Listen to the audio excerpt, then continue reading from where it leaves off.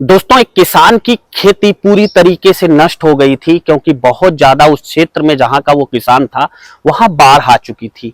लेकिन अब बाढ़, नदी का पानी सूख चुका था, इसलिए वो पूरी तन्मयता से अपने खेत पर काम करने जाता है। और जब वो अपने पूरे उस खेत पर काम करने जाता है तो रास्ते में जिस फावड़े और जिस कुदाल के साथ वहां पर काम करने जा रहा था, उसके दिमाग में पूरे रास्ते एक ही बात गूंजती है कि रास्ते में मैं जा तो रहा हूं अपने खेत पर काम करने के लिए, मेहनत से काम भी करूंगा, लेकिन मेरे पास जो घर पे मेरे दो बच्चे हैं उनको खाने के लिए मैं शाम को क्या लेकर जाऊंगा, क्योंकि खेत मेरा है।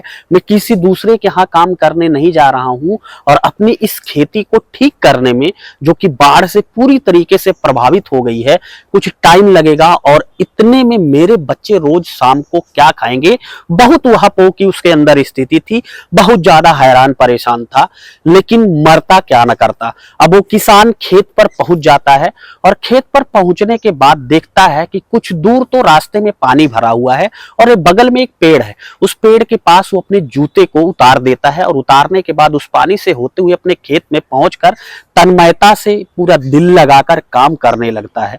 और जब वो काम करने लगता है तो वो यही सोच रहा था काम करते वक्त कि शाम को रोटी का इंतजाम कैसे होगा, बच्चों को आखिर क्या जवाब दूंगा, पत्नी को क्या कहूंगा पहुंचकर कि मैंने आज अपने खेत में काम किया है। मैं कहां से अपने घर का आज का राशन का इंतजाम करूंगा। यही सोच सोचकर बड़ा मायूस होकर वो काम किए जा रहा था। अब उधर से जहां उसने अपने जूते उतारे थे, जिस पेड़ के बगल में, वहां से कुछ बच्चों का झुंड जा रहा था। अब वो बच्चे बड़े शरारती थे, इतने शरारती थे कि उन्हें जब जूता दिखा तो उसमें से 3-4 बच्चे थे। अब उसमें से एक बच्चे ने कहा कि यार, ये जूता किसका रखा हुआ है। तब उन्हें सहसा सामने से एक किसान दिखा जो खेतों में अपनी तन्मयता से, तल्लीनता से काम कर रहा था। तो उसमें से एक बच्चे ने कहा कि ऐसा है, इस जूते का जो 2 जोड़ा है उसमें से एक निकाल कर हम बाहर फेंक देते हैं। तब तक दूसरे ने कहा, नहीं यार, किसी का जूता ऐसे मत फेंको। लगता है कि जो किसान सामने बहुत मेहनत से काम कर रहा है, अभी बाढ़ भी आई थी तो उसका ही जूता होगा। अब वो किसान दूर से देख रहा था, लेकिन उन बच्चों को देखकर वो समझ नहीं पा रहा था कि बच्चे उसके जूते के बारे में ही चर्चा कर रहे हैं। अब वो देखता ही रहा। अब ये बच्चे आपस में बात करने लगे कि चलो फेंकते नहीं है तो कुछ तो मस्ती किया जाए, कुछ तो मजाक किया जाए। अब उसमें से एक बच्चा कहता है कि ऐसा करते हैं कि इस जूतों में, दोनों में ईटा गिट्टा, छोटे छोटे कण डाल देते हैं, ताकि किसान जब आए, जब वो पहने तो उसे दर्द होगा और हम लोगों को मजा आएगा। हम लोग पेड़ के पीछे जो है वो खड़े होकर देखेंगे, हमें बहुत मजा आएगा। अचानक उसमें से एक बच्चा बोलता है, नहीं यार, ऐसा बिल्कुल नहीं करना चाहिए हमें, ये बहुत गंदी बात है। तो तीसरा बोलता है उसमें से कि यार, हम क्या करते हैं, यहाँ झाड़ी है, वहां से कांटे ला ला कर डाल देते हैं। अब उसमें से फिर एक बच्चा बोलता है कि नहीं यार, ये भी बहुत गलत बात है। अब तीनों चारों उस बंदे से पूछते हैं कि आखिर सही बात क्या है, क्या करना चाहिए हमें। वो कहता है कि देखो यार, किसान कितनी मेहनत से काम कर रहा है और हमें इसके जूते में ना कुछ पैसे डाल देना चाहिए। अब उन बच्चों के पास थोड़े थोड़े जो सिक्के पैसे थे, वो पैसा एक एक करके उस जूते में डाल देते हैं और जूते को दोनों पेयर, दोनों जोड़े बगल बगल में ही रख देते हैं।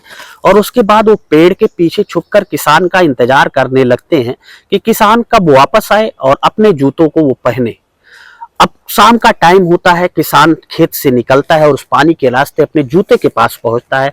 और जूतों के पास पहुंचने के बाद वो जैसे ही अपने दोनों पैरों को उस जूते में डालता है, उसे कुछ अजीब सा प्रतीत होता है। जब कुछ उसे पैर में लगता है तो झुककर वो जब जूते उतारता है और अपने हाथ डालता है तो देखता है कि उसमें कुछ पैसे रखे हुए हैं। अब उन पैसों को निकालता है। पैसों को निकालने के बाद वो अगल बगल देखता है, कोई अगल बगल दिखता नहीं। जो ये 3-4 शरारती बच्चे होते हैं पेड़ के पीछे छिप जाते हैं। और ये तीनों चारों बच्चे पेड़ के जब पीछे छुप जाते हैं तो पूरा वाकया देखते रहते हैं। इनमें से एक बच्चा जो है वो पेड़ के ऊपर चढ़ जाता है, वहां से पूरा वाकया देख रहा था।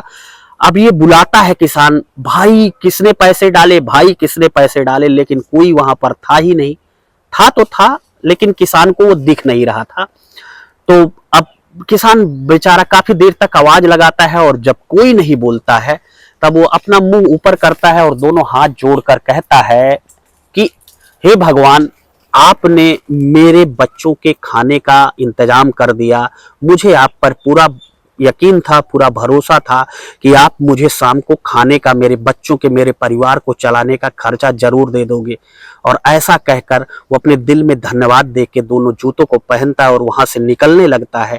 जब ये बच्चे देखते हैं तो बहुत खुश होते हैं और उनमें से एक बच्चा सारे लोगों को जो बात समझाता है, वो बात हमें हमेशा समझनी चाहिए दोस्तों। वो बात ये होती है कि हमें मजाक हम जब किसी से कर रहे हो, चाहे वो अच्छा हो चाहे बुरा हो, हमारी मजाक की जो श्रेणी है, जब हम किसी से मजाक करते हैं, अमूमन हम एक दूसरे से कभी ना कभी किसी न किसी से आपस में मजाक करते रहते हैं, लेकिन हमें मजाक करने के दौरान हमेशा एक चीज सोचना चाहिए कि वो हमारा मजाक जो हो उससे किसी को नुकसान ना हो। हमारा मजाक हमेशा ऐसा होना चाहिए जो किसी के चेहरे पर मुस्कान ला सके और किसी के लिए फायदेमंद साबित हो सके। दोस्तों, तो ये थी छोटी सी प्यारी सी कहानी। उम्मीद है पूरी कहानी आपको समझ और अच्छी जरूर लगी होगी। दोस्तों, ये पूरी कहानी अगर आपको समझ में आई हो और अच्छी लगी हो तो कुछ जानने वाले लोगों को तक इस पूरी कहानी को शेयर कर देना। चैनल को सब्सक्राइब ना किया हो तो चैनल को सब्सक्राइब कर लेना, साथ में बेल आइकन की बटन को प्रेस कर लेना, ताकि जब भी मैं ऐसी कहानियां आपके इस चैनल डीडी स्टोरी स्टेशन पर अपलोड करूं तो उसका नोटिफिकेशन सबसे पहले आपको मिल जाए। मिलता हूं ऐसी एक नई कहानी के साथ आपको जल्द ही, तब तक के लिए जय हिंद, वंदे मातरम।